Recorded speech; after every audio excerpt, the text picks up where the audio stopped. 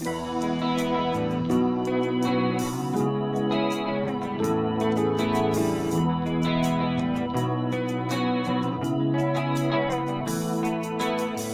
you knew me before, you wouldn't even look my way. And welcome back to Sullivan's Unheard Voices. I'm here with Nikki Jones, who offered to interview me for a change. And against my better judgment, I'm going to say yes. I don't know if I prepared anything. Just a initial chit chat. Yeah. Me and Amy kind of bombarded you with this. Yeah, because, it was a surprise all the way. Yeah. Yeah. We know it's your birthday coming up. And yeah, it is. You know. And it's my 10-year anniversary of my autism diagnosis. That's amazing. Yeah, so it'll be 10 years since I knew what was really going on. Yeah. How are you feeling about it now compared to like when you were first diagnosed? You know, it's a night and day difference. Mm-hmm. Because like when I was first diagnosed, like life was not good. Like I just lost my job again because I have a tendency of like you stick about a year and a half. That's when the autism thing starts going and you start doing the meltdown thing and you just lose your job. Happens like, I don't know, 10 times in my life. And fast forward to now, I know what my limitations are. I know what my capacity is, so I can self-filter and stop the burnout piece. Cool. And the most impactful thing in this journey is just figuring out how my brain actually works. Yeah. Because like up until I was 37, I didn't actually think about how my brain works. It just kind of exists. And then it's like you start thinking about how your brain works and it's like, oh, wait. Not everybody does it this way. Like not every like am I like no you're pretty unique. Like okay, I can deal with that. Yeah. So yeah, it's been a journey. That's so good. Because I was kind of thinking about that, like, you know, our first conversation and when you told me and just kind of like where our conversation went. Yeah. It was like I didn't feel like you were any different. Yeah. And that's where people are misguided.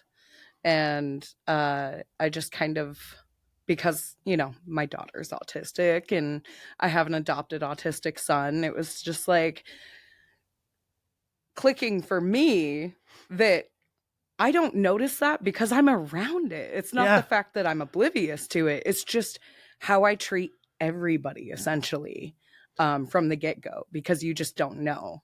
And that's why I didn't see anything different from you. And I appreciate that you say that too, because that's really the key, right? Is if you treat people like they're people, it doesn't really matter. You're going to be fine if you just treat people with kindness. Like just lead with that and you'll be good. Yeah. Yeah. Yeah. I feel like when we have this label on certain things, it's like a label for stupid people. Yeah. It's not for us to like precaution somebody about something. It's for them because they don't know how to deal. Yeah. Yeah. For stupid people and for doctors so that they can place a label on you. Yeah. Yeah. Because they need a label to medicate. Absolutely. But the default is always medication. And I'm not too sure at this point in my life if medication is the right thing. I don't think so. Yeah. Unless it's grown from the ground. 100%. So I have a couple of things to ask you. Sure. On your journey for podcasting this last year. Yeah.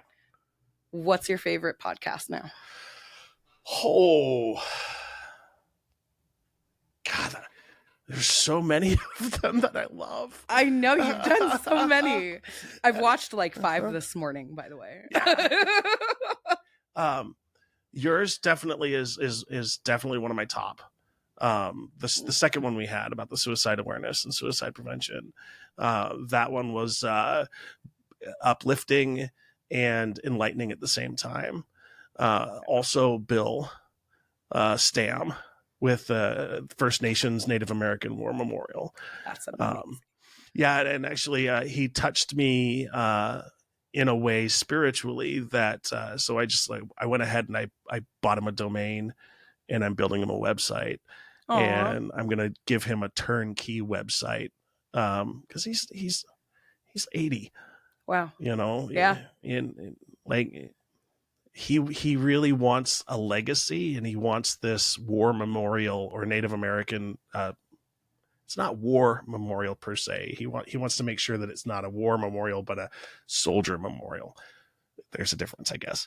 But I can see the difference. Yeah. Mm-hmm. And so I want to honor that in the best way I can.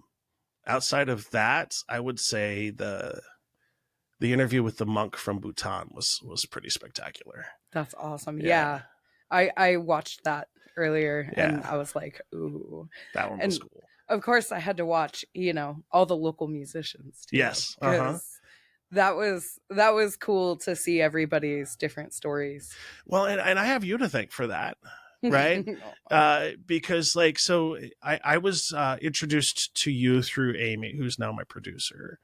And I had not even thought about interviewing musicians, other than I have the bucket list. If I could interview any person on the planet, it would be Maynard James Keenan. Oh God. Yeah. But outside of that, I hadn't thought of music, but then I'm like, music is such a part of my life. Music is the key for my survival. It's music that helps me stay sane, if you will. Because if you're having a really bad day, there's a song for that. If you're having a really crappy day, there's a song for that. And I really have this robust library of songs that'll have a lyric or a lick or something that sort of draws my attention. And I'm like, I keep this one for the Rolodex, because if I need to hype myself up, I can go to somebody who will hype me up. Right. And that's sort of my pathway. And as I've been going to music shows now and talking to musicians, I'm falling in love all over again. That's so good to hear. I love that, because that keeps live music alive still. Oh, 100%. And we need it. Yeah. We need it. It's not lost on me how welcoming music and musicians are. If you are there and you respect their craft and you respect the work that they do, they will give you the time of day and be respectful to you back. Absolutely. That's not the same in a lot of industries. A lot of people, like actors, they won't give you the time of day. Musicians, hell yeah. Let's talk. Let's smoke a joint together and have some fun. Yeah. It's different. It's different. Speaking of which, the vibe that you get out at Bear Creek. Yeah. I want to know your perspective, because I feel like when I go out there, I'm not as magical anywhere else. Does that make sense? There's just this vibe and this energy over there when we practice or when we have a jam that is completely different from anything I've ever experienced. Even if it's the same environment, it's just not the same energy. I really do believe that venues have a memory and that venues have an energy. Yeah. And the most unique part about Bear Creek, I think, is the fact that there's no money being made there. It's not about what you can do for me as a musician and how much money do you bring through the door. This is a venue where if you're a musician, we want you to play and we are here to support you. Yeah. Now, I have an interesting take on that too, right? Because, and I'm actually glad you sort of brought this up, because so every time I go, I am just totally in awe and amazement. Right. I love to listen to you and Brandon play together. Aww. The vibe between you two on stage is just you're on a wavelength that you can just tell is just something else. But I almost feel like an imposter when I'm there. An imposter. Yeah. So I'm not a musician, right? And so I'm sitting there and I'm so enjoying everything, but it's like a practice. And so let me ask you this, because I've been dying to ask you, I just never had the opportunity, right? Because I take pictures when I'm there, I'll take videos, but I don't share them because I think it's a sacred ground and I want you to have control over that message in the narrative. And so the reason I'm not as vocal about it when I go and watch is because I want to be respectful to you and Brandon and the band. And this is your time. This is your place. I'm just so lucky and blessed to sort of be along for the ride and watch it. So I don't go over the top and like social media about it or any of that stuff. Like, right. I don't know if that's okay with you that I do it or not, but that's kind of why I don't. Yeah, I mean, I personally don't care. Yeah. As long as, you know, there's no major fuck ups or anything. I personally don't care. I mean, it is practice. Of course, we're gonna have some, you know, hiccups, and honestly, with how talented the guys are, I don't think we really have any major mess ups unless it comes to just learning the foundation of a song, if it's super fresh. And you know, when it comes down to it, though, I almost feel the same way. Yeah. Just because of how sacred that place is and the energy that you want just to soak up and endure and not taint it one bit. Exactly. I almost feel like it's so secret that I don't want to share it. Right. But like, it's not, because they've held a jam there every Saturday for like the last 15, 20 years. That's welcome to everybody. Yeah, that's welcome to everybody. But like, I feel like it's almost a sin sharing something from there on social media. Yeah. I feel the exact same way. I do. Yeah. I feel the exact same way.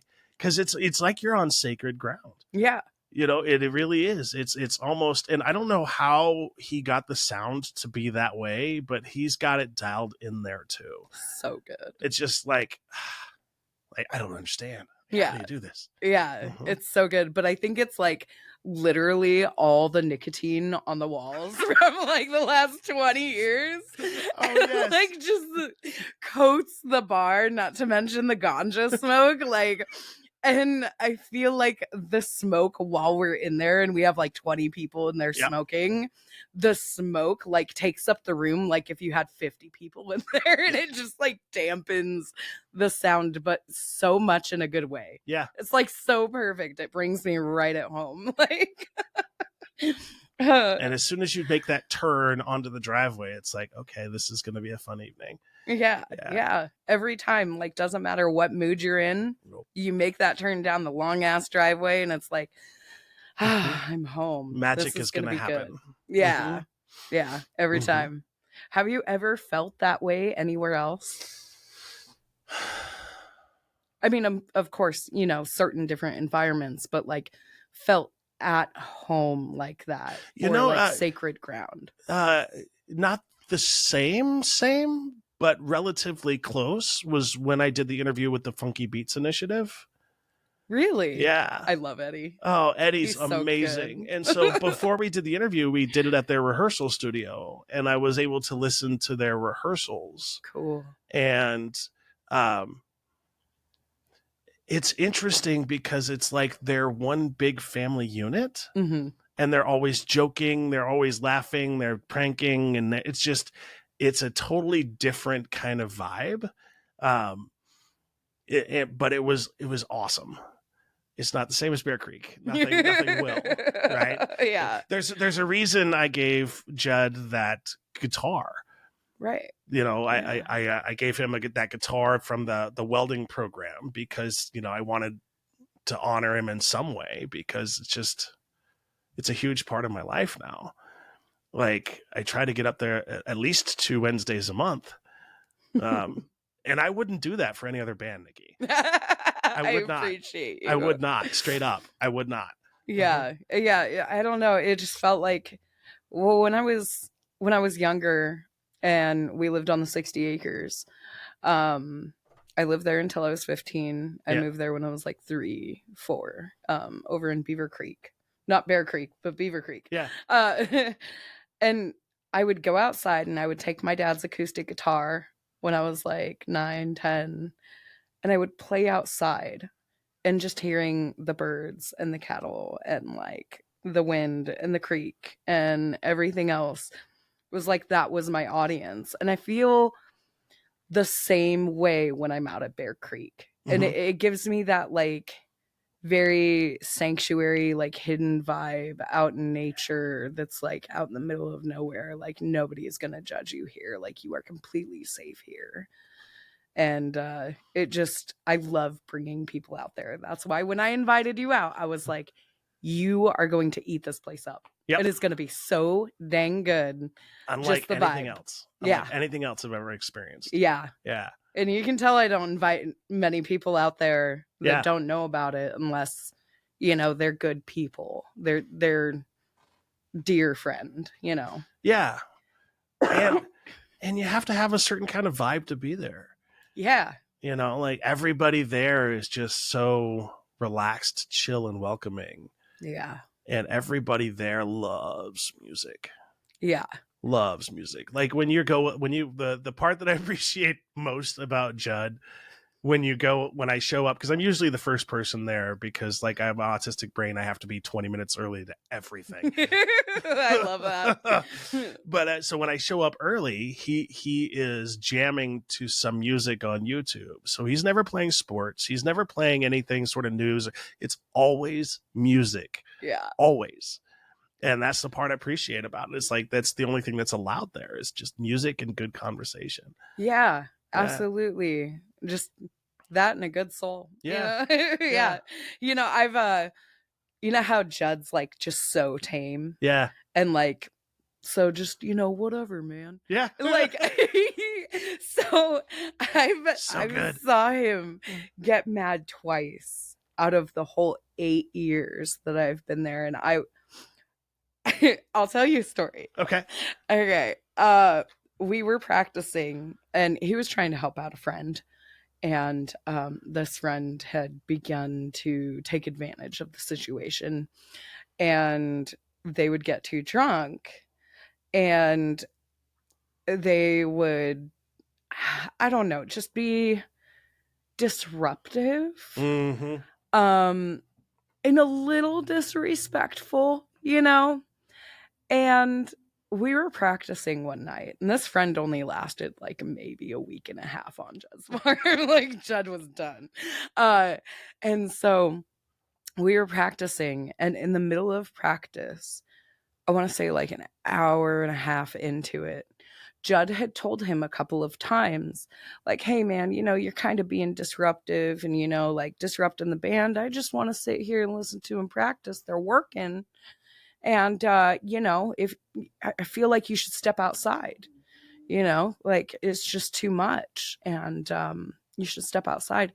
He told him that 3 times. And about the 4th time, the guy came back in and Judd was just going to like sit there and see how things go.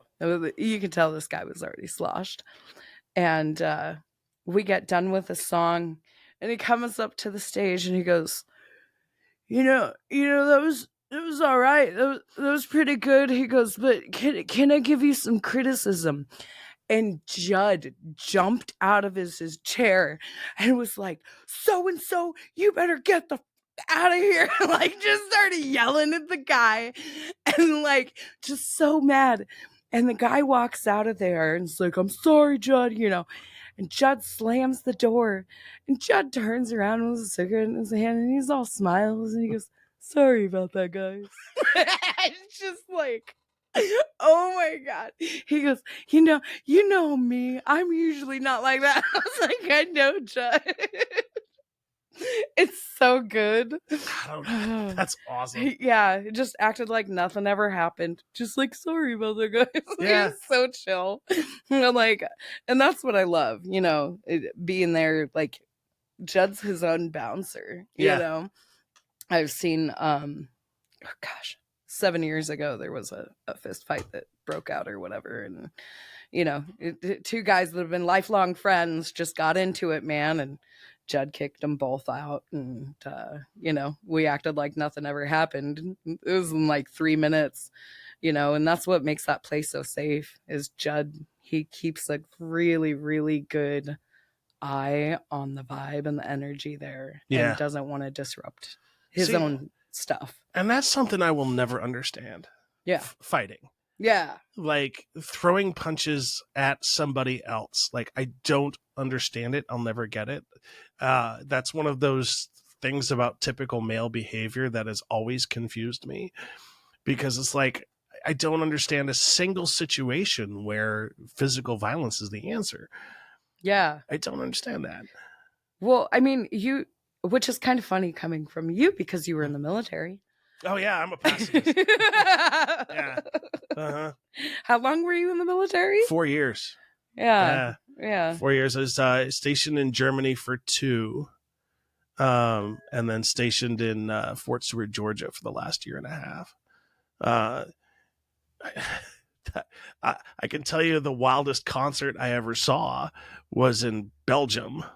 Wow. Check out this lineup. Okay. So the show starts with Skunk and a Z, which is like a punk band. And then it goes to Marilyn Manson. And then it goes from Marilyn Manson to Bryan Adams. Yeah. I kid you not. And then Metallica closed the show. It was the wildest thing I've ever seen in my entire life, because, like, you know, the crowd was your typical sort of punk rocker, heavy metal crowd at the beginning. And then as soon as Marilyn Manson stopped, it was strange because out of nowhere, all of these women just flooded the stage because they wanted to see Bryan Adams. Right. And like all of the punkers just left. And then you had like this sea of like women and yuppies and all of this stuff, like thousands of people. And then Bryan Adams does his stage. He's actually pretty good.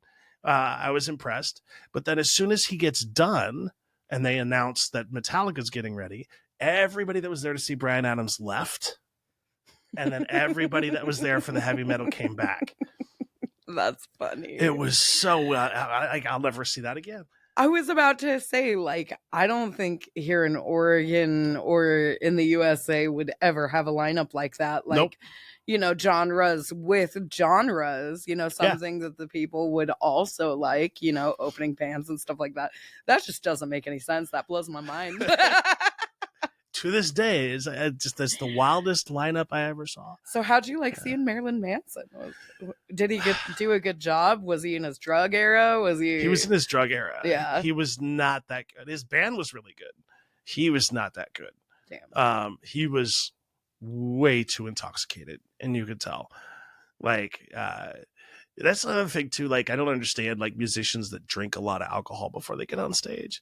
Yeah. Like, I get weed. Like, that's a calming force that sort of brings you in tune with musicality. Right. Alcohol, it just does the exact opposite effect, I think. I feel like that too. Yeah. You know, I mean, sometimes, you know, I can get like maybe having one beer before the show to like release the nerves or whatever you got to do. Like, you know, my drummer, and my bassist, they like to have a beer before they play. And even in the studio on Friday when we went in, they were like, well, you know, we played a couple of songs and they were like, man, I don't know about this. And I was like, I'm going down to the store to get you guys a beer. I was like, you guys need to loosen the fuck up. And I totally get that. What I don't get is having a fifth before you go out on a show. Yeah. Like, no. Obviously, like he was way like 6 or 7 or 8 in at that point. God, I was like, how can you function? Yeah. Mm-hmm. Have you went and seen Tool? I have seen Tool live twice. I've seen A Perfect Circle twice. I would love to see Pussifer at some point. So I've seen a lot of them. But I tend not to go to the really big concerts. Yeah. Because of my autism, just too many people. Yeah. Like you get any more than like 1,000 people, then it's just too much for me. It's just too much. And so I try to not go. Or I'll get like a nosebleed seat or a seat in the nosebleed section, if you will. Yeah. But then the music is off a little bit.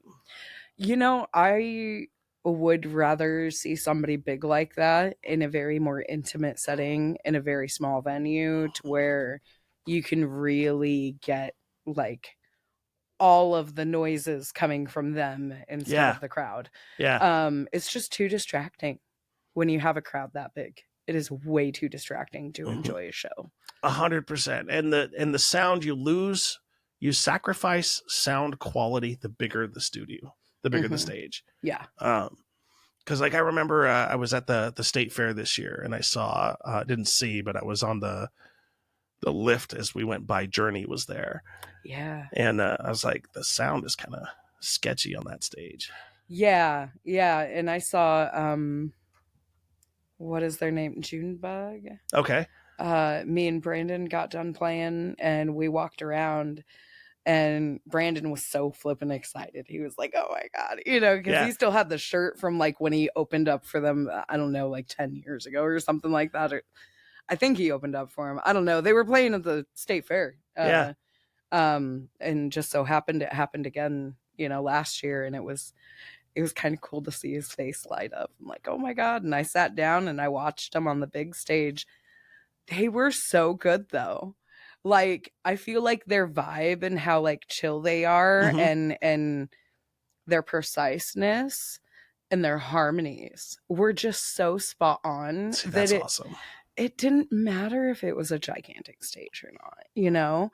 And some musicians can get away with that. I got jealous when I see that. I'm like, oh man, like, yeah, oh, that's so good. It like hits you right in the spot.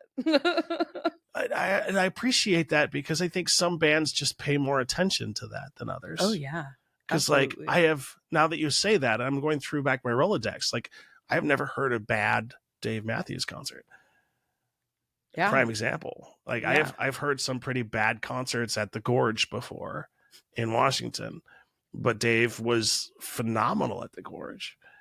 Cool. But it was like the musicians weren't overpowering each other, which was the biggest piece. Because usually you get to a loud like metal sort of group, the bass and the drums just drown out the rest of the band. Absolutely. Yeah. I feel like there's no level on each instrument. Yeah. Or, you know, it was kind of funny because me and Brandon, we went to a Marcus King concert. We went to two, actually. It was at the Ballroom up in Portland. And when we got there, every time the opening band would be so much quieter, like an acoustic act or something like that. They usually have two opening bands. Okay. And so the first one, I just remember being super quiet and like maybe acoustic and like really awesome. Like the vibe was just there. You could hear everything. It was great. Nobody was being too loud. Second band got up there. It was a little bit louder, but it was like at the perfect level to where you could groove. You could really hear everything, you know. And then when Marcus got on there, it was so loud I had to put in my earplugs, and I couldn't hear crap.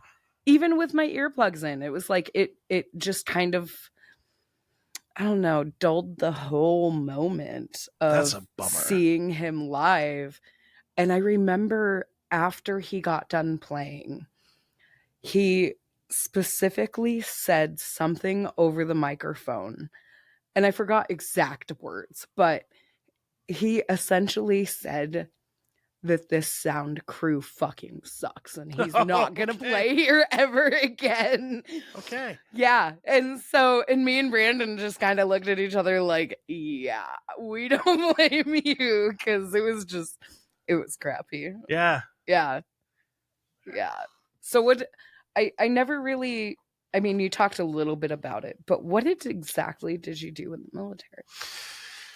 Oh, the military. Oh, yeah. Yeah. I have to ask questions about that. No, I do. It's all good. I chuckle because I joined the military to be a mechanic of a very specific vehicle. And they paid, that was the joke right there. They paid us $1 million. They didn't pay us. That's how much it costs to train a soldier, is $1 million. Damn. So they trained me to be a mechanic on a vehicle. And then imagine my surprise when I get to my first duty unit in Germany and they say, well, they don't have any of those vehicles here. I'm like, what? And so I was trained to be a Bradley mechanic, but I was stationed with a bunch of tanks in Germany. And so basically I just sat on my rear end for the entire 2 years I was there working on like piece of crap vehicles. That blows my mind. Yeah. You weren't even supposed to be where you were supposed to be. Yeah. Like, Yeah. And then, so I go for Germany. We didn't have any Bradleys, but that's what I was supposed to be a mechanic on. And then I had a choice. Like I could have stayed in Germany to finish out my tour, but I would have had to deploy or go back to the States. And I just did not want to deploy. I did not want to take a chance of me actually shooting at another human being. And so I said, you know what? I'm going to go to the stateside. And so I went to Georgia, and yet again into a unit that didn't have any Bradleys. did you even get to work on a Bradley? Not a at single all? one. Oh my Not God. a single one. The entire time I was in there, not a single one. Yeah, not That's a single funny. one. Yeah. How ironic. Yeah. Uh-huh. Wow. Yeah. And so that's what I did with 4 years. And then when I got out, that's when I went to college. Yeah, I heard Yeah. a little bit about Evergreen. Evergreen. I heard your podcast with Amy Yeah. talking about some of that stuff, and I was like, oh. That's a wake-up call. Evergreen is just like, I get, how can I talk about Evergreen in a way that makes sense? If it wasn't for me learning how to work well with others, Evergreen would have been a complete and total waste of my time. Total waste of my time. Because it's all group work, right? It's all group work. There's no academics. Like I didn't take a single math class. I took writing classes because I wanted to, because that was a weakness of mine. So I figured I might as well take a writing class to get better and proficient at writing. But they don't do grades there. So when you get done with your class, you write a half a page paper on how you did. You write a half a page paper on how the class was, and your faculty writes a half a page paper on how you did. And that's your end transcript. Yeah. So my transcript from Evergreen is like 160 pages or something like that. And it's just like, I have the same degree as some people that took like alternatives to healing the entire time. You know, that's insane. Yeah. There's that part of Evergreen makes no sense to me. None. And it's just like, it's weird because the students there actually kind of make the rules. And so it's not like because I worked at a different college later, and I have mad respect now for colleges. But I just now know how ridiculous Evergreen was. It was just straight up ridiculous. And the only reason I went to Evergreen, because I didn't do any research, like I didn't think anything of it, but Evergreen was the only college that would take my degree from Highline Community College and not have me do a bunch of remedial work. So if I wanted to go to UW, for example, I would have to go I would have had to have gone out of pocket for at least a quarter or two. Dang. But the VA paid for everything for Evergreen. Wow. And so that's and plus I worked in Olympia at the time, so it just kind of made sense. Yeah. It worked out. It kind of worked out. Yeah. So what was your favorite thing about Germany? Oh, was it the women? Was it the booze? I'm kidding. I'm not like that, you know. Like, I know you're not. That's why I was. But like I've never been a womanizer or any of that stuff. I've never been that. But like Germany was so interesting because like everybody else took the approach of like, I'm getting drunk, I'm getting hammered this weekend. Yeah. And I'm like, I'm not gonna do that. Like I'm in a privileged position to live in this country, and so once or twice a month, 4 of us would get together and we would rent a car, and we would just pick a place on a map and we would just drive there. That's cool. And just kind of hang out. And so the coolest experience actually, there's 2. One, I'm trying to remember the name, Cologne, I think it is, with the big, huge church. We went there for New Year's Eve, and we were going to go to a dance club against my better judgment, but I was one of 4 and I was overruled. And so we're like, okay, we're going to go to a dance club and we're going to meet people and all that stuff. And I'm like, fine, whatever, I'm down, whatever. And so we get to the club and we're wearing the wrong shoes.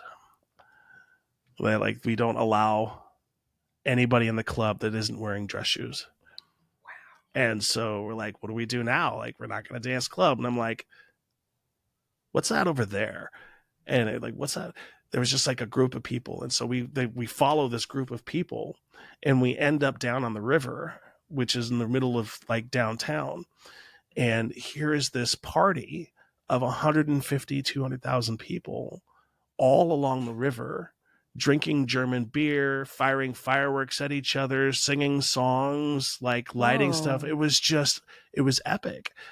And so I'm so glad that that club didn't let us in, because we made a left turn, as like always with my life, just kind of go wherever.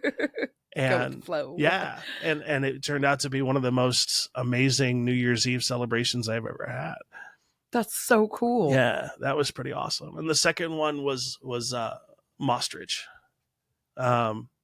Maastricht is in the Netherlands. Beautiful city, full of beautiful people, like just beautiful people. And the joke is every time we go to Maastricht, we had to count the ugly people because everybody was beautiful. That's amazing. And it's just like, Maastricht is just this beautiful, quaint little town with a river going through it, like right through the middle of downtown. Everybody's just so, it's kind of known as the mushroom capital of Europe. That's amazing. And it was just a totally different vibe. Those are my 2 fondest memories. Yeah. That's crazy. Yeah. It puts a new perspective for me, because I'm an ex-military wife. Yeah. So I've heard lots of backstories about Germany and being on base and all these other things, but like I've never considered how beautiful it could be despite all the military stuff going on. And I wanted to do everything I could to get away from the military when the weekend was there. Oh, I bet. I did not get along well with those type A dudes. Yeah. Like, I never got along with them. They always had like a target on my back because, like, you were different. Yeah. Yeah. I cared about feelings. Yeah, exactly.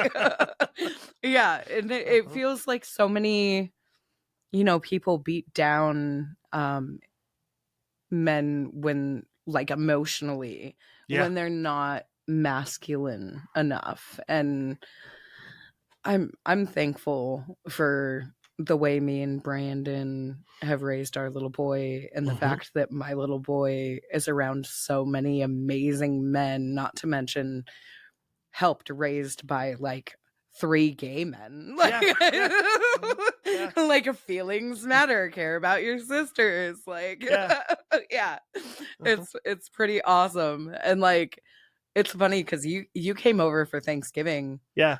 And you got to meet like a lot of my family and who I surround myself with, and all the different types of personalities that my kids see. And they just kind of like look through this telescope of I don't know, a unit that is all different mixes. Yeah. Because, I have Kai, who's my transgender, adopted kid who's 25, but is like mentally 16. And then, I have Ian, which was my sister's best friend, who's like gay monk type guy, Right? Yeah. And then I have my sister's boyfriend, which, heavy metal grumpy guy, like, what the fuck do you want, kid? Like, but I still love you. Like, and it's, of course, grandma and grandpa have this, and like, I'm sure when you were watching, especially with Gigi Ma having dementia. I'm sure when you were watching, you were like, oh my God. Like, what is this world I've stepped into? Not at all, actually. That's awesome. I felt very much at home there. Good. Yeah.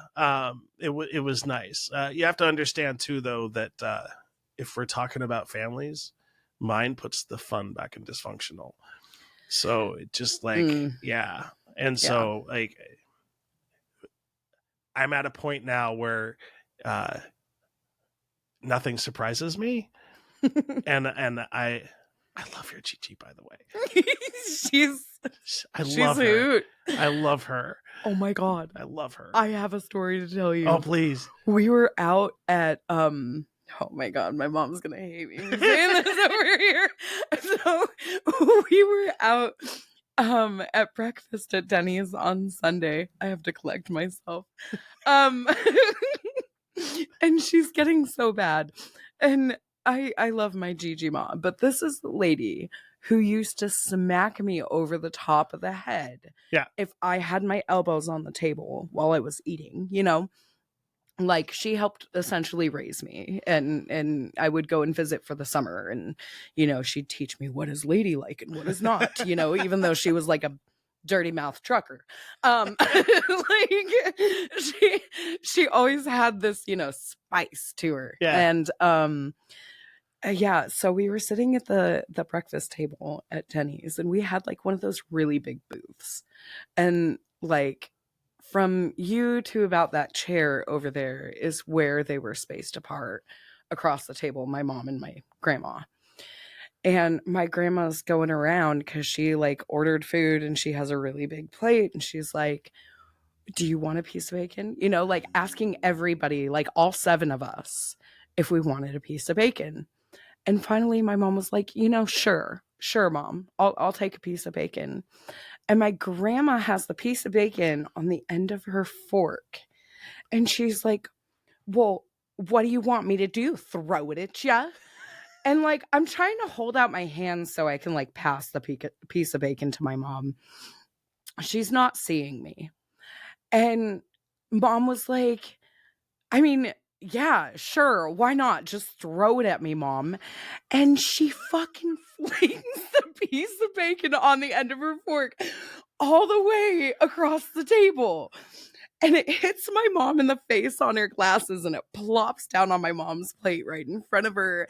And all of us are just shocked, like so shocked. And I have never heard Brandon crack up the way that he did. And it was like, we were all like laugh crying because we didn't expect it from my grandma. Like, I know she's a Spitfire, but like, you nearly started a damn food fight in Denny's, grandma. Like, and so she goes, well, you didn't think I'd do it, did ya? And we were like, no. Like, nobody throws a piece of bacon across the table. And so I looked at Brandon and I was like, oh my God, can somebody like please take my grandma out of here? Can you just like go sit in the car with her after she's done? And he goes, nope, ain't doing it. She's my favorite today. She's like, I love your grandma. So yeah, there's a story about Gigi Ma that I never thought I would see in my whole entire life. Yeah. Starting food fights in Denny's. Oh my gosh, that's like my grandpa. Like the last vivid memory I have of my grandpa, we were visiting, and he drove us back from the airport, and never again. I was like, yeah, because like he got lost in Kansas. Oh no. It's the Topeka airport, so you can only go left or right. So he went left instead of right and got lost. And he almost got into like 6 accidents on the way. Oh my God. And I talked to my grandma, I was like, does he usually drive? And she goes, oh no, he insisted because you're here, he wanted to drive. Normally she doesn't let him drive. And so fast forward a couple of days later, we're sort of working in the back, and we're trying to help him fix something. And we're like, we're going to make a run to the store and grab something. And he's like, I'll drive. And we're like, no, you're not driving, Grandpa. I love you, but I'm driving. And he got so mad. And so we left. We got the part. We came back, and he's in he's been in the living room. He's watching TV, and I'm like, Grandma, I'm like, I thought he was mad. He's like, he is, but he can't remember why he's mad. Because it's dementia. No. So all he knows, he's upset, but he can't remember why. So like 20 minutes after we left, he came out and was like, why am I angry? And she's like, I didn't have the heart to tell him. She's like, I don't know. I don't know, Grandpa. I don't know. Oh my goodness. See, and you know, that's one of the hardest things is watching your family go through that. Like, Yeah. Mm-hmm. I can see how much of a struggle it is for my mom dealing with her mom. And it's a whole different thing being a caregiver for dementia and Alzheimer's. But when it comes down to your own family, it's like you already have grudges in the back of your mind with that person and how, you know, certain things that they say or the way that they act or like whatever. And you have to keep in mind in the forefront of like, okay, they are resulting back into childhood or like certain, you know, behaviors and activities that they normally wouldn't do. Yeah. Just because of that disease.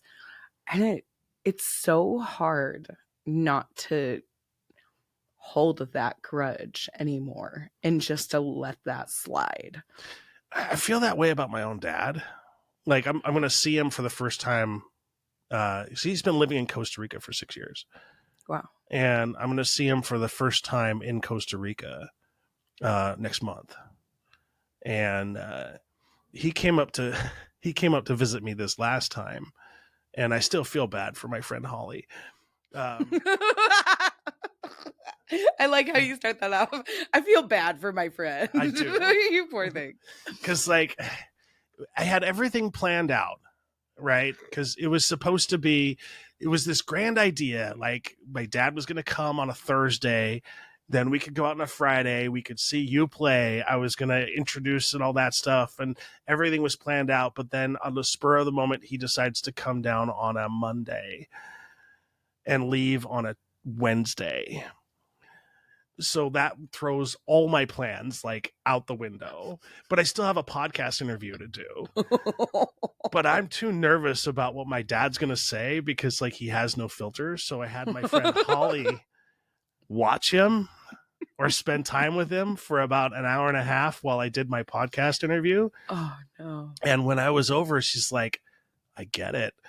Like I get what you're talking about your dad now. Like it was just wow. Like, yeah.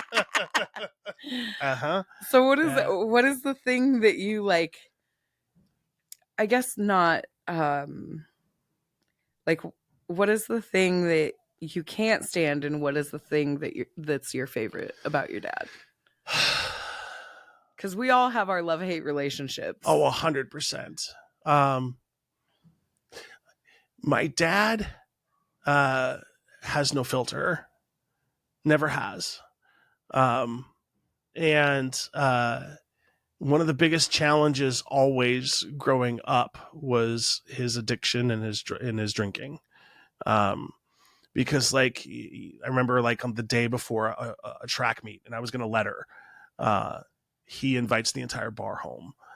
And so I'm trying to sleep to get ready for this race. Then here he shows up with 15 drunk dudes and wakes me up and wants me to turn on the music and the stereo and all this stuff. And so I'm like, so that in itself, like that was a huge, like, but he's older now. He doesn't drink as much. And so it's changed, you know, it's different. People change. Yeah. At the same time though, I always love my dad's spirit. He's so funny and he doesn't mean to be. Like, he's so serious, and he says something with a dead face, and he asks a question, and I'm like, did you really just ask that question? Like, did you really? Like, okay. I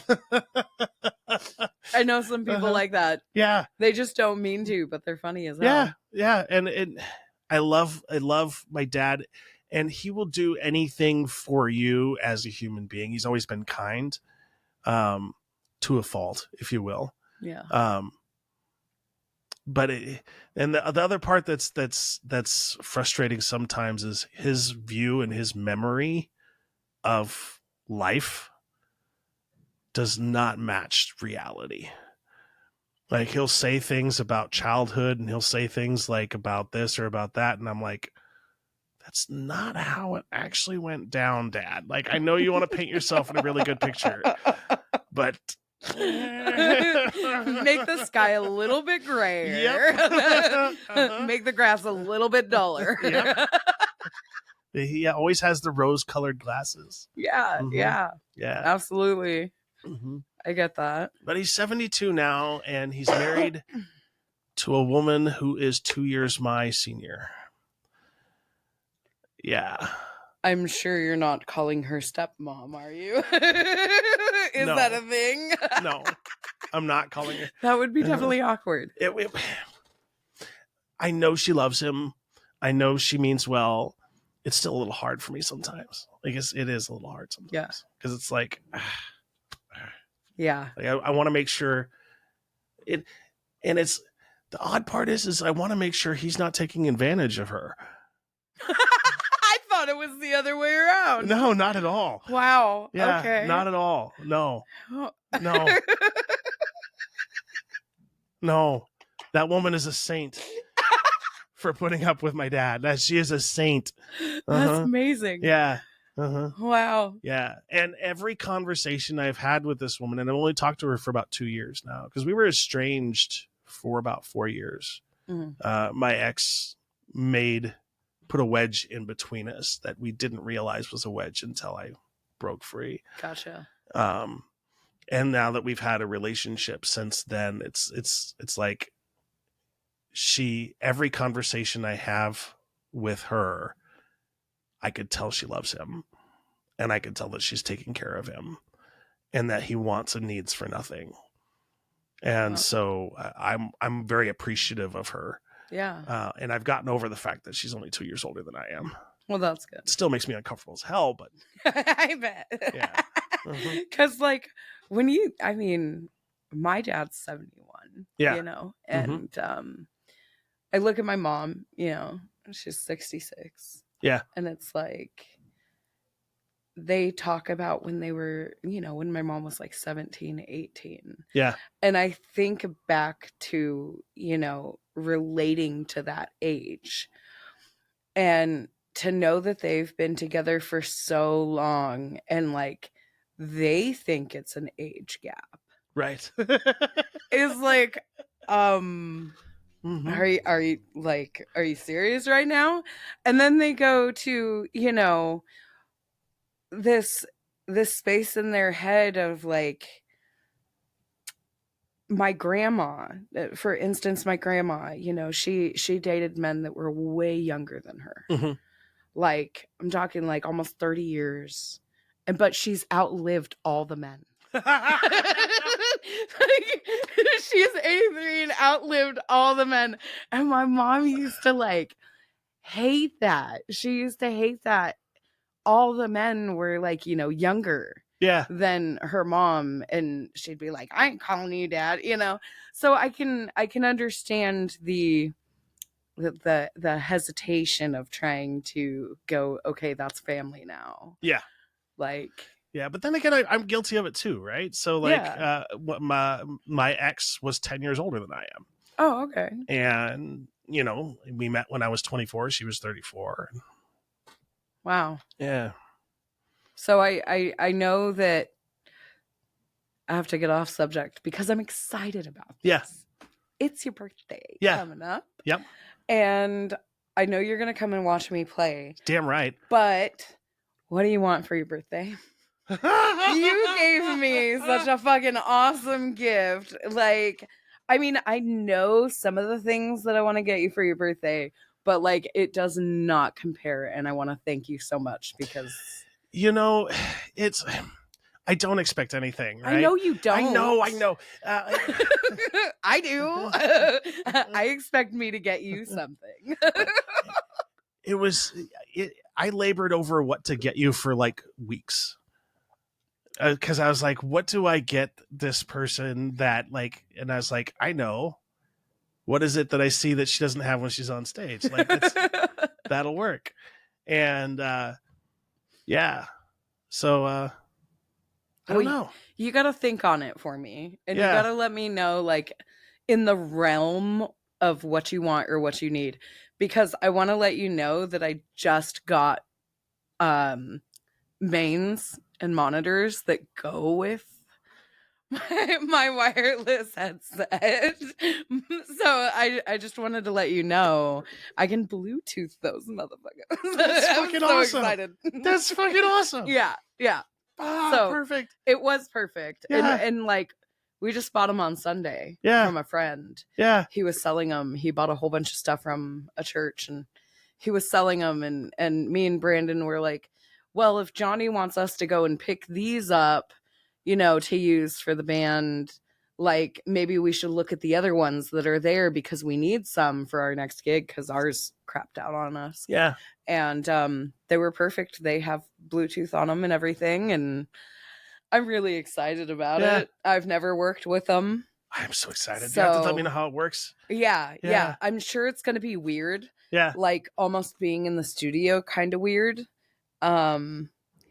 Just having, some sort of headphone or some sort of like blocking of the ear and only hearing like yourself and what's, being mic'd is just, I'm getting more used to it now over the years, but it's still a really hard adjustment when you've been just playing to speakers all your life, but I want to thank you for that because I'm getting used to it. And especially after having studio time on Friday, it was like, oh man, like this is what it's going to be like when I put those in-ear monitors in, it was super cool. So I just want to say thank you. Of course. So dope. Yeah. And, God, I don't know, like anything that's wacky. Anything that's wacky. Yeah, if you see something like I've never seen anything like this before, just get it. Yeah. Okay. It doesn't matter how small, how like instant. I don't care. Yeah. Okay. Yeah. I have a couple ideas. Yeah, because I have this. I have a collection of things that are just so random but perfect together for some reason. Like. For example, like on my desk at work, right? I've got my pottery that one thing that I almost forgot when I was stationed in Germany, one time I got to go to an excavation site for a Roman camp and I was able to procure some pieces of Roman pottery. Cool. And so I have Roman pottery and I've got like the rock that I got from Ish Phoenix. Mm-hmm. A friend of mine brought me a hand carved Native American Inuit the guy with like waving or whatever. It was awesome. That's awesome. And then like a friend of mine brought me back this this Chihuahua from Mexico that was just really random and weird. And I also have like a Green Bay, Wisconsin, those wooden masks. Yeah.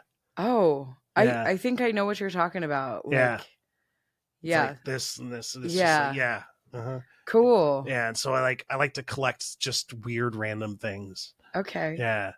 Have you seen those weird like geese that people dress up?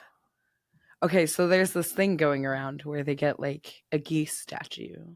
like multiples and they dress them up in like anything and like they leave them by their front door. I've seen so many TikToks and stuff. Anyway, my cousin recently, she goes on these I call her my sister. Yeah. She goes on these like yard sailing things and estate sales and stuff, and like she just finds all these really cool weird things. That's awesome. And this lady had like a bunch of ducks, like taxidermy ducks, dressed up in witchy stuff. And she wanted like a butt ton for him. But I get it, they're expensive, you know. But yeah, she finally her husband bought her a duck.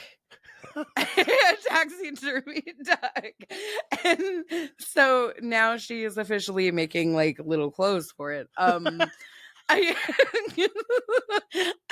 I don't know what people's obsessions are with dressing up geese or ducks, but I feel like you need one for your podcast.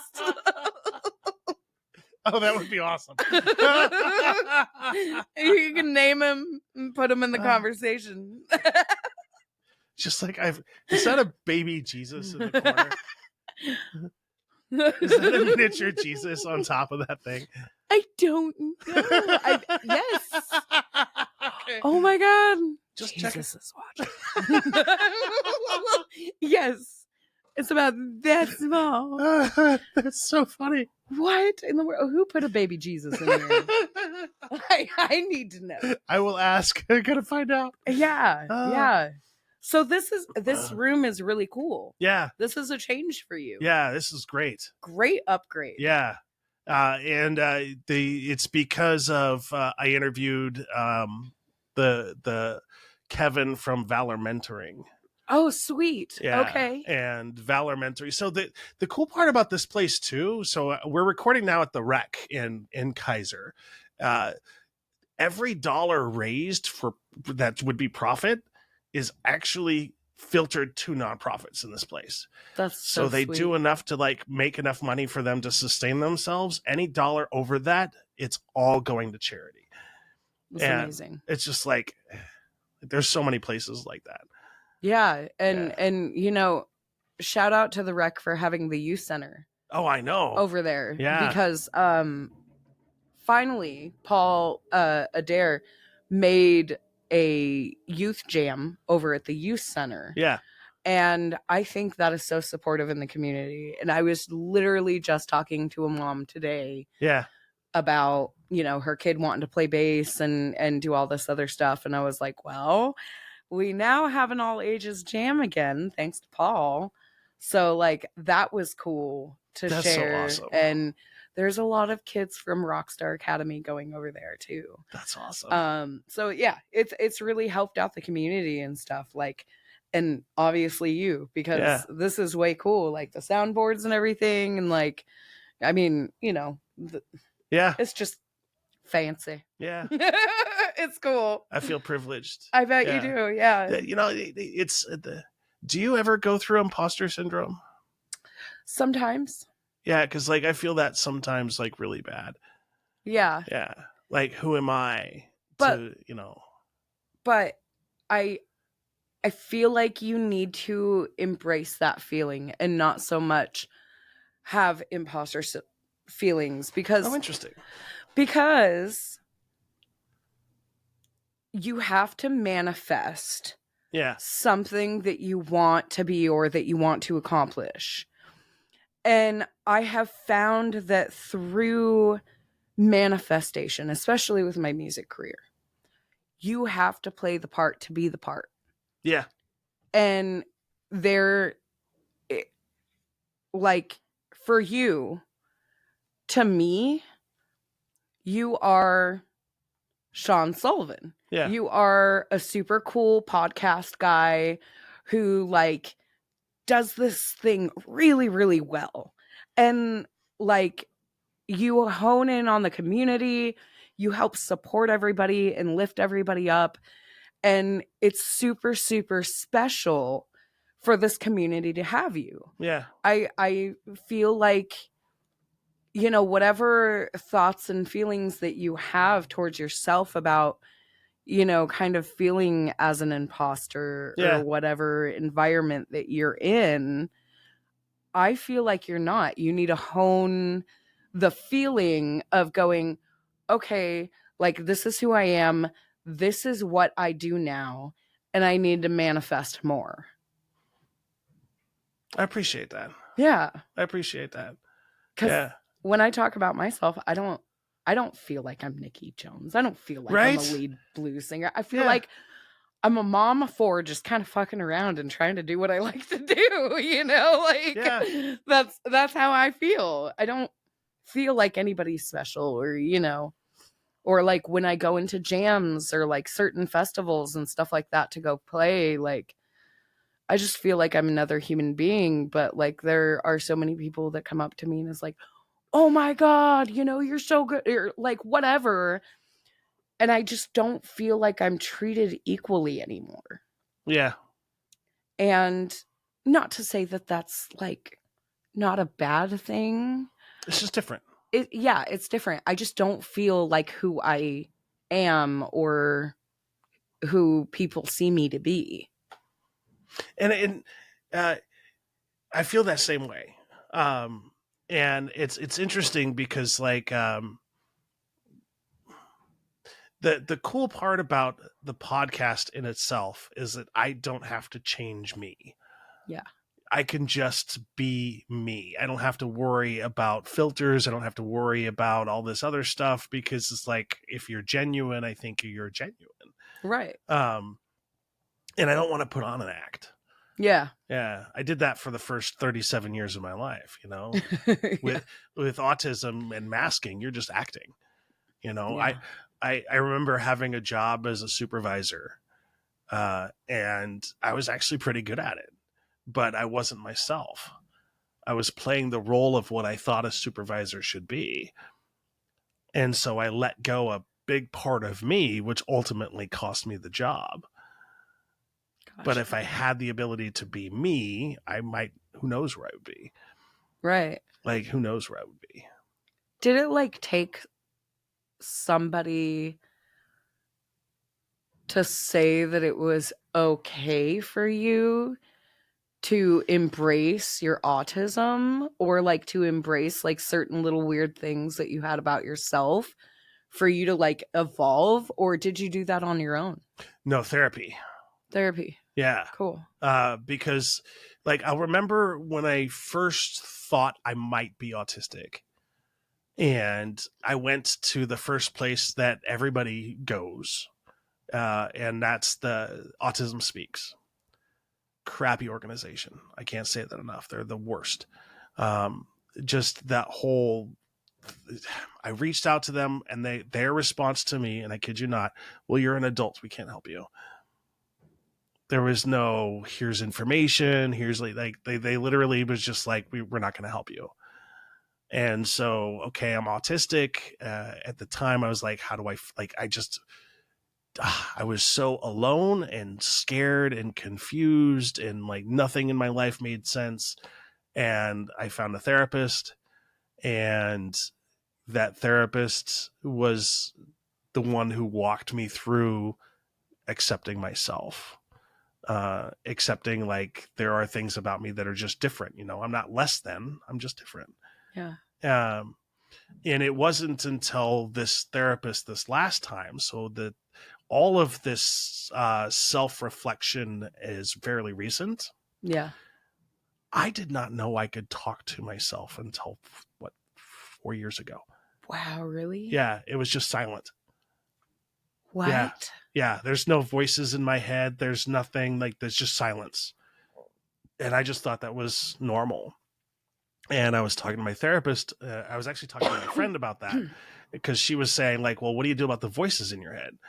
I'm like, I don't have those. She's like, what are you talking about? That's like, how I feel. What are you yeah. talking about? Like, I don't. And she's like, well, you can talk to yourself. I'm like, I hadn't even thought about that before. Like, literally just thinking and talking to yourself was something that didn't happen until I was 41 years old. 41 years old. And I finally figured out I could talk to myself. And that changed the game. Because I locked myself for like 2 weeks straight, just thinking about stuff. Like, these pathways that are just now open. And that's sort of how I evolved into sort of where I'm at today, because I was finally like, you know, this isn't good enough. Like, I need to figure out, like, why this, why that? What do I do here? What do I do there? And I finally had permission and the ability, and I haven't stopped since. And it's just been, my world has changed for the better ever since that day. Because it's like, finally, like, why haven't I been doing this my entire life? That's insane. Yeah. Because, like, thinking about my whole entire childhood, I have always narrated my inner self and my thought process. Yeah. And anything that I was going to do, you know, I had to talk myself through it. And that is just so interesting to me. Like, to think if I didn't have that and what it would do. Yeah. Placed severe limitations on my ability to grow. Yeah. Yeah. Like, but how exciting though. Like, I'm 100%. sure that you just felt like overwhelmed, but in a really good way with getting to know yourself. Yeah. Like, what a trip, Yeah. man. And to actually think about things before they happen. You know, I've always been, tell me where to be, that's where I'll be. Right. But then the minute I have the ability to talk to myself, it's like, well, now I can plan for things. Now I can sort of think ahead as to just sort of being in the moment. You know, I've never made a 5-year plan in my entire life. Wow. Yeah. I mean, I have to know. Yeah. Like, I know it wasn't a regular relationship, but like, how did your wife take that? Your ex-wife? Like, what happened? Because I'm sure that was a big pinpoint in the relationship of like, whoa, he's changing. Yeah. And it's,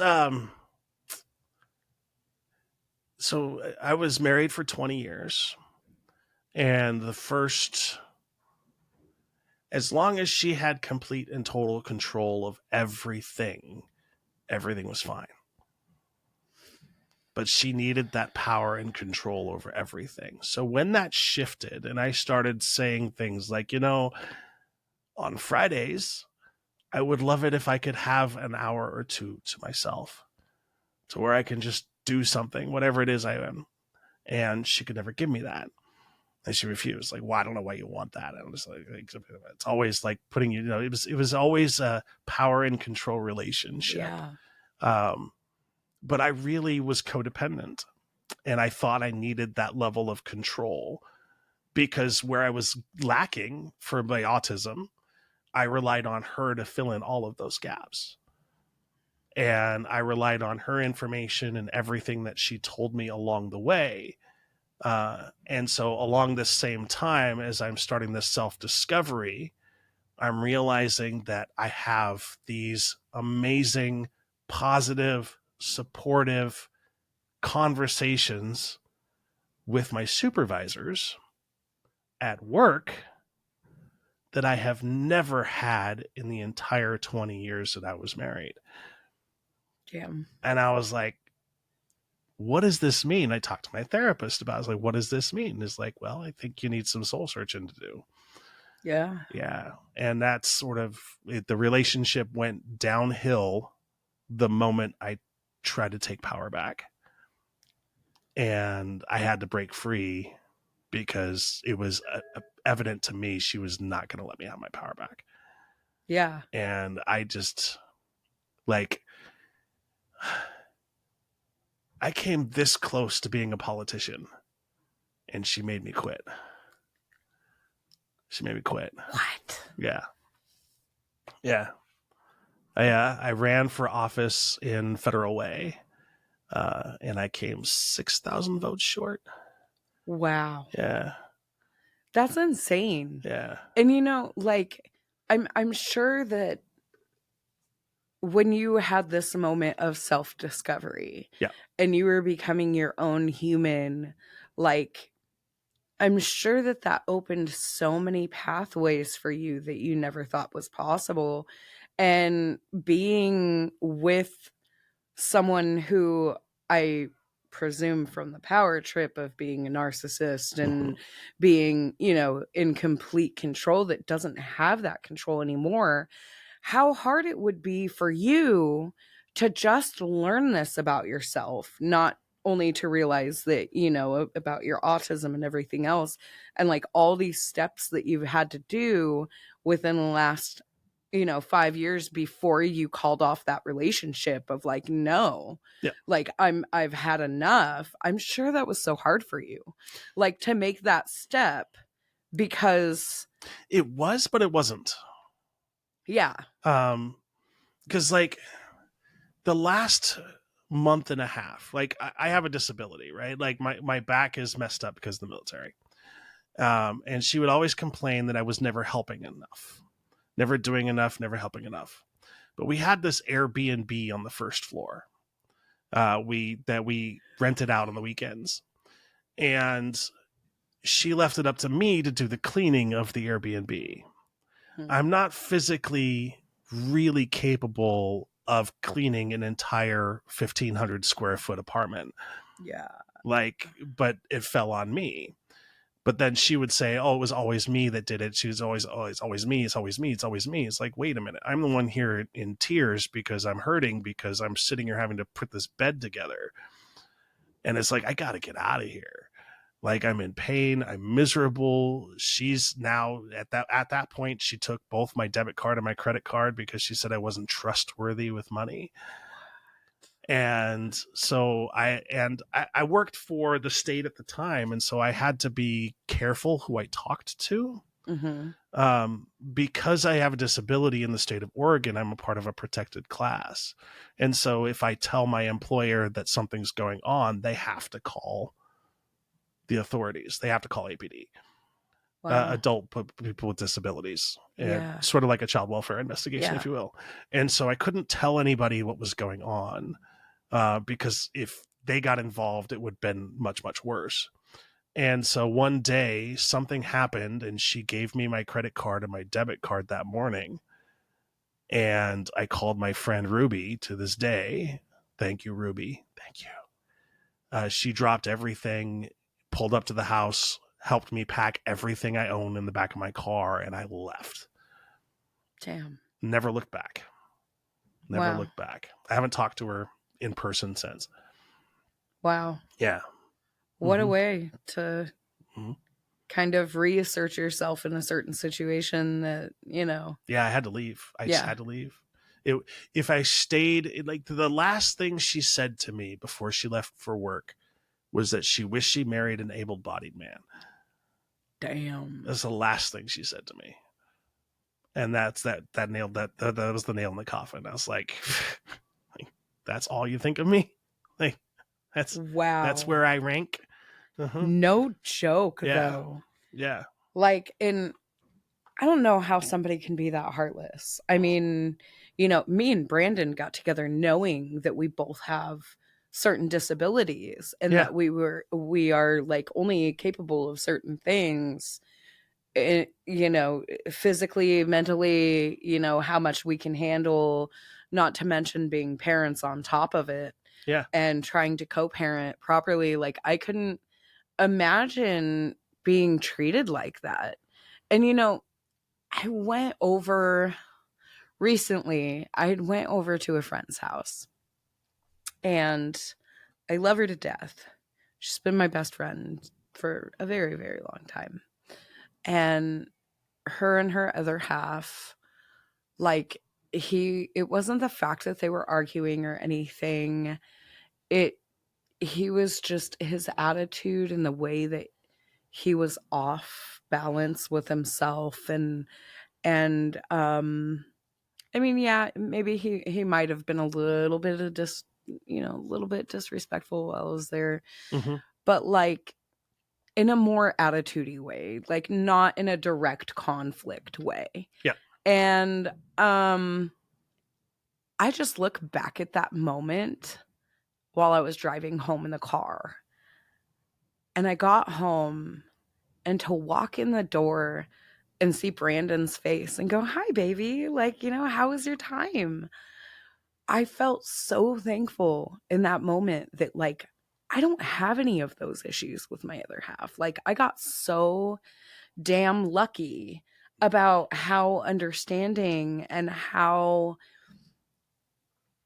mindful we are of each other and how we act and what is appropriate and what is not. And if we have a conflict, how it's just one simple little conversation that doesn't escalate ever. Yeah.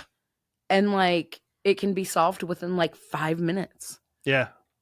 And it just blows my mind. And I'm just like, I'm so thankful that I'm not in that position anymore to wonder what I'm going to come home to, or wonder if my kids are going to be okay in a certain situation when somebody else is mad, or whatever, the outcome may be. It's like, whoa. Yeah. We need to find you somebody like that. I'm telling you, Charlie from Supernatural, man. I know,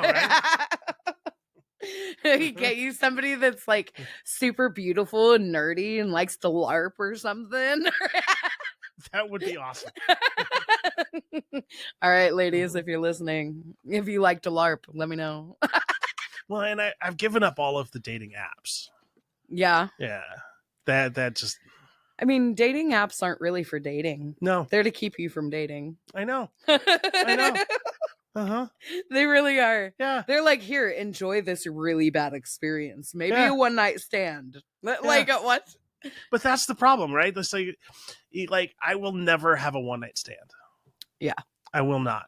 I need to be attracted to somebody mentally before I'm physically attracted to them. In the same exact way. I need that.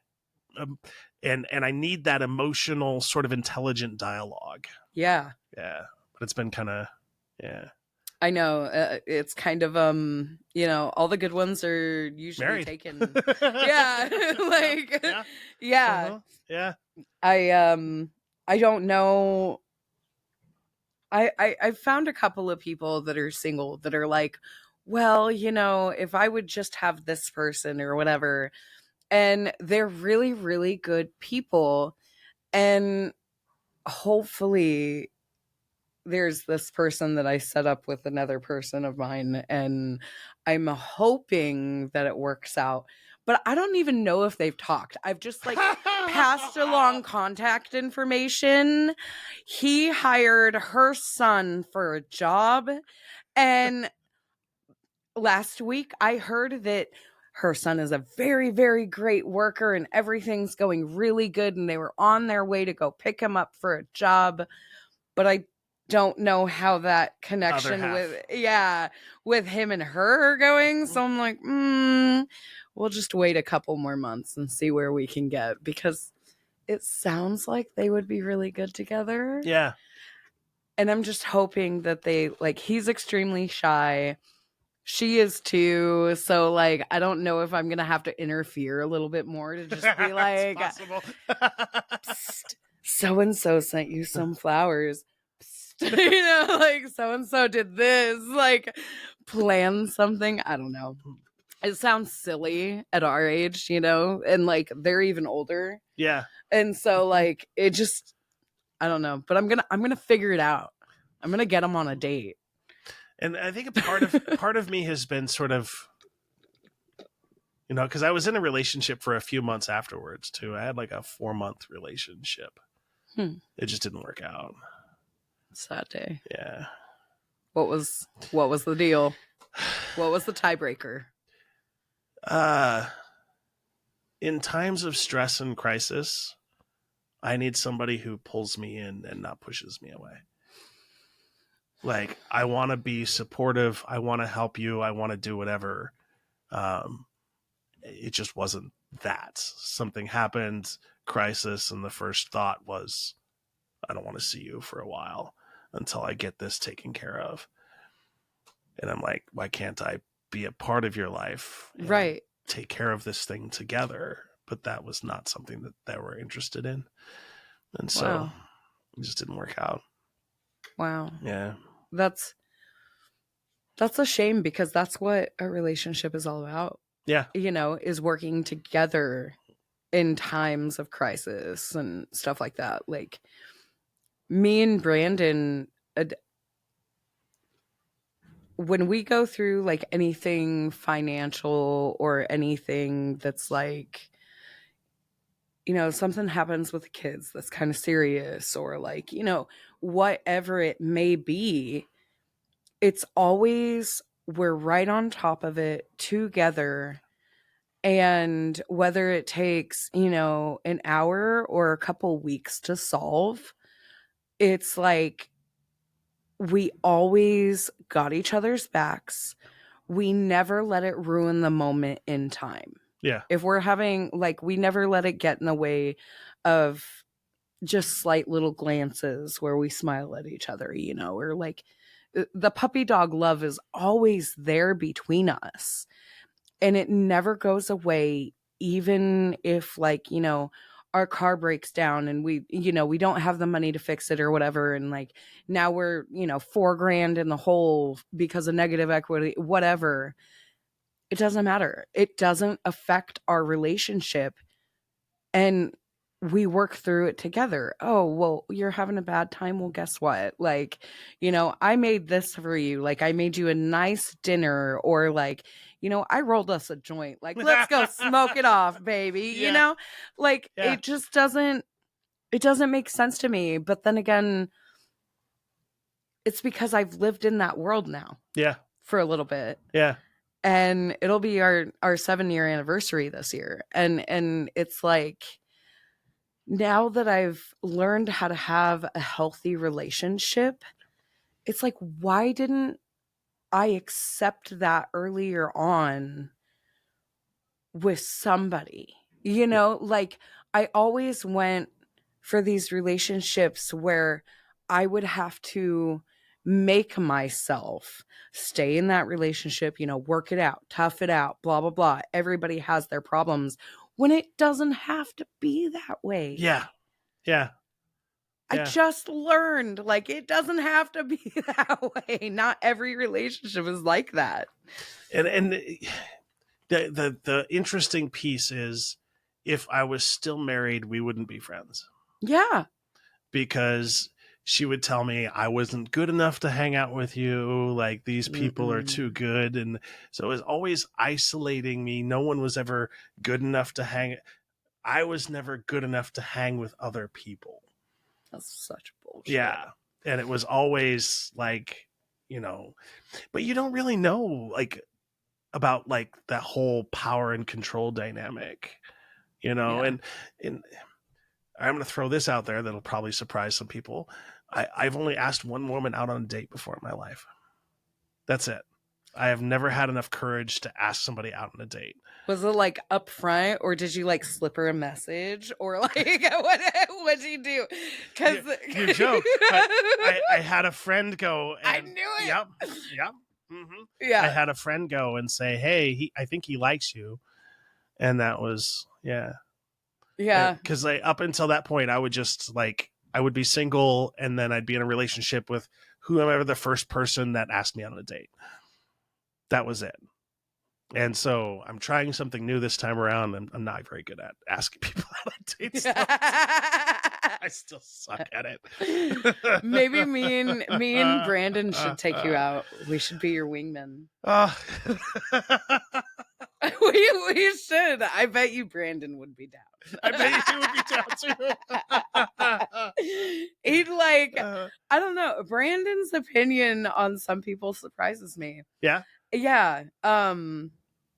Usually when I think somebody's fine, he's like, "No, your judgment's off." He'll be like, "This is what's wrong with the person, and I can tell within 30 seconds." And I'm like, "What?" I love that. And it's just like these. I'm sure half of the time he's joking, because sometimes it's outrageous what he says. It's just like, no fucking way. But like other times, I'm just like, wait. Really?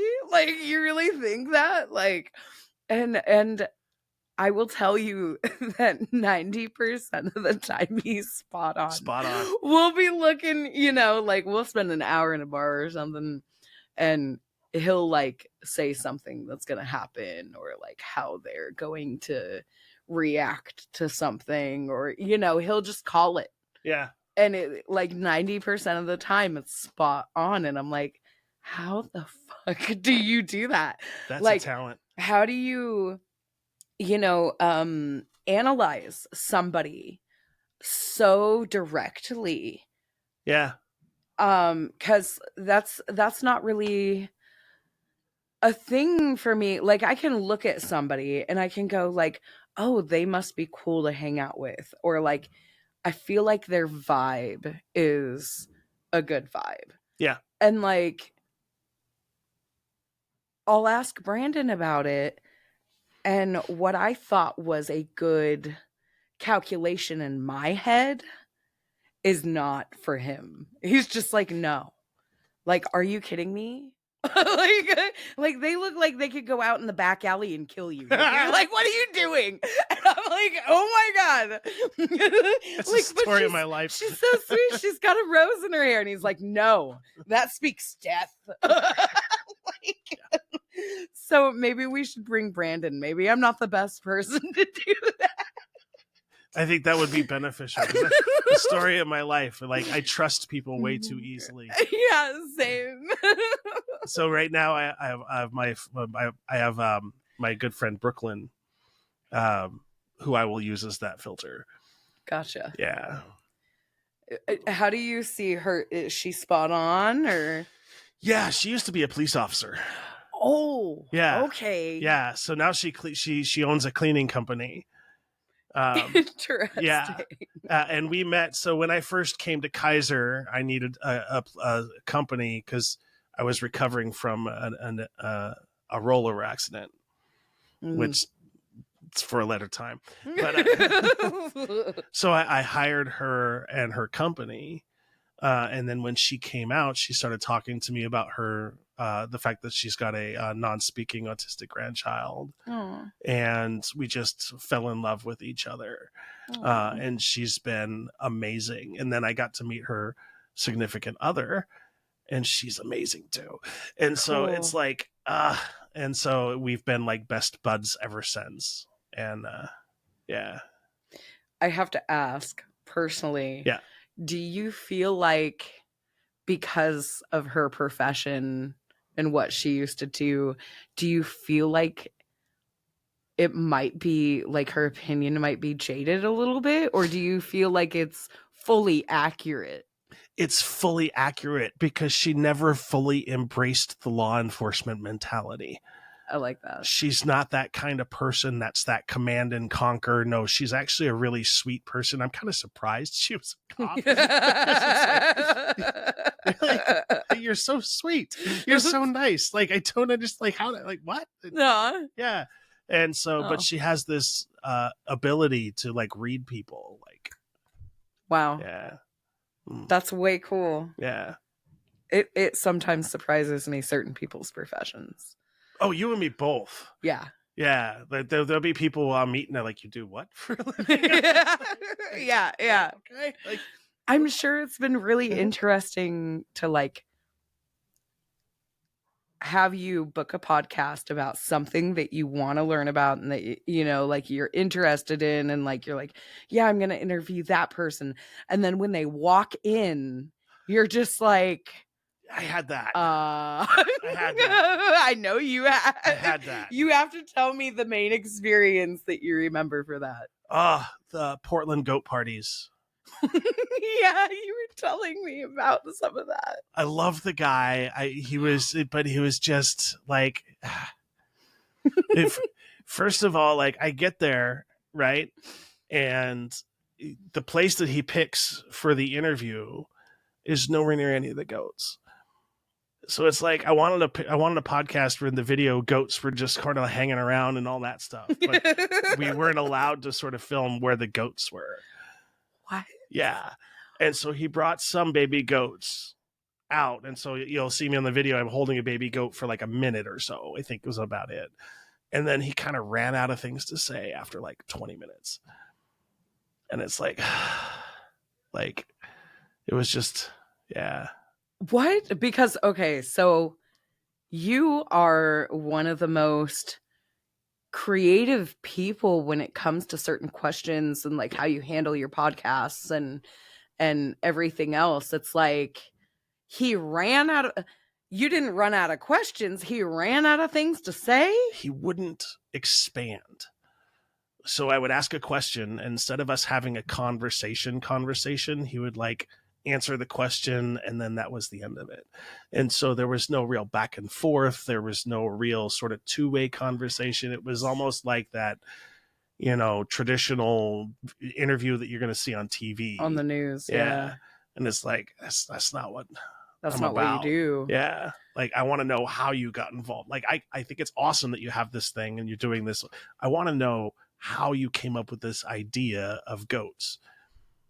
Yeah. Not like just the whole backstory. Yeah. It was just, that was wow. Yeah. That's interesting. That was the most disappointing. Yeah. The most disappointing one, in terms of one that I wish would air that never aired. The first major podcast interview I did was with the executive director of CASA here in Kaiser. Wow. We had this amazing, almost 2-hour-long conversation about the foster care system and all that other stuff. Audio just was crap. No. It was total crap. I couldn't even air it. It was total crap. What? Like, really? Oh, yeah. So I had this sort of setup here, kind of similar, but it didn't have it kind of dialed in right. So when I plugged it in and I had everything up, the only microphone that was active was the laptop microphone and not the professional microphones. So, and then it was recorded in her office. And so it sounded like we were in an airplane hangar. We're kind of talking like this. It was That's so bad. So shitty. Yeah, it was so bad. And I've reached out to possibly do it again. It just hasn't happened. I don't know if it ever will. Oh. Yeah. That's rough. Yeah. That's like me going in and recording like the best song I've ever recorded to find out the record button wasn't pressed. Yeah. It's happened twice. Twice? What was the other one? The second time was the owners of the Southside Speakeasy.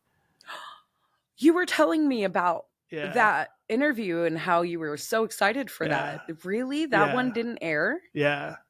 The audio literally just did not record. We talked for an hour and 15 minutes. We had an amazing conversation, but the video recorded, the audio just did not record. Yeah. What a letdown. Yeah. So I want to take the time to figure out what you said. So it was all about, so we had a very robust conversation about safe spaces. And the woman that owns the Southside Speakeasy and her husband, they bought the place when it was up for sale. And she bought it with the idea. So let me back up. Her grandfather was gay and was murdered for being gay in Mexico. And ever since then, she's just had a soft spot for gay people and does everything that she can to support people. And she was a part of this, the bar. And then when it came up for sale, not only did she buy the bar with her husband, she invited all of the patrons in and said, we're going to turn this into a collective. So instead of us, this straight couple, telling you how your bar is going to be, I want to re-envision this place with you as a lead. You tell me what you want to see, and we'll make it happen. Wow. And she just finished up, Ina just finished up remodeling the back room. So it looks now like this Victorian Queen Mary tea room. Ooh. It's so beautiful and intimate. We got to go. Yeah. Yeah. It's beautiful. And then, it didn't air. Yeah. Well, shoot. Yeah. And I'm pretty sure she won't give me the opportunity to do it again. Oh, yeah. Sad day. Sad day. Because her story is amazing. Yeah. And he's like a surgeon. Wow. Yeah. So it's like he doesn't even need the bar to make money.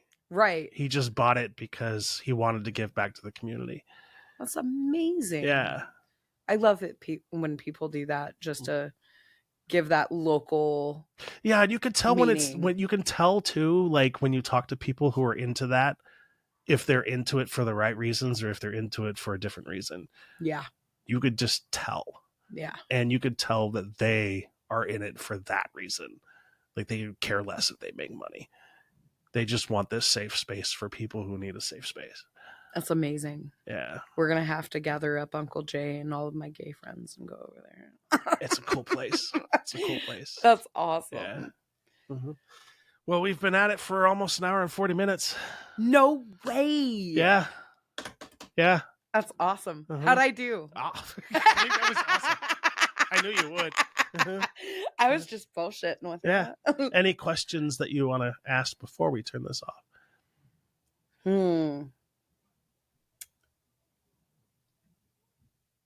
What are you expecting for your birthday? What am I expecting?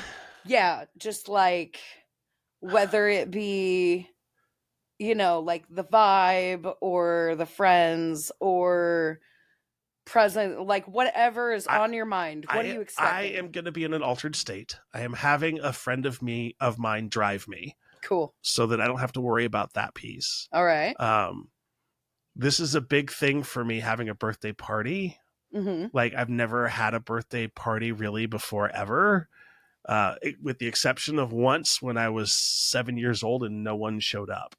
Oh. Yeah. So I've told myself, like, I wasn't going to throw another birthday party because, like, no one's going to show up. And I know that's not the case this time. So No.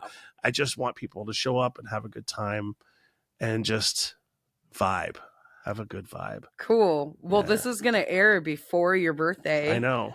So everybody come out to Tallman Brewing, March 22nd. Oh, 100%. Yes, please. For Shawn's birthday. And there'll be 2 tip jars, one for the podcast and one for the band. Yeah. Yeah. I'm totally willing to help support that and give you, like, make sure people tip you and shit. Yeah, because this is the podcast does cost me $675 a year.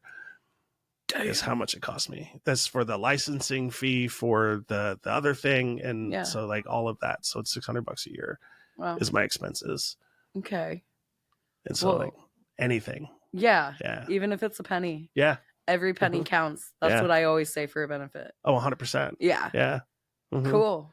But yeah, I just want people to come and enjoy some really good music, because the best band that I think of, the best band is going to be there. Mm-hmm. I'll sing for you. I'll jump out of a cake like Marilyn.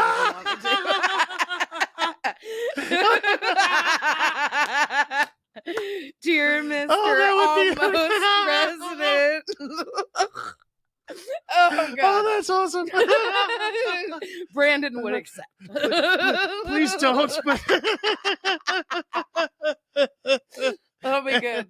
And that's awesome. Well, you want to go back to my house and smoke a joint? Yeah, let's. All right. Let's do that.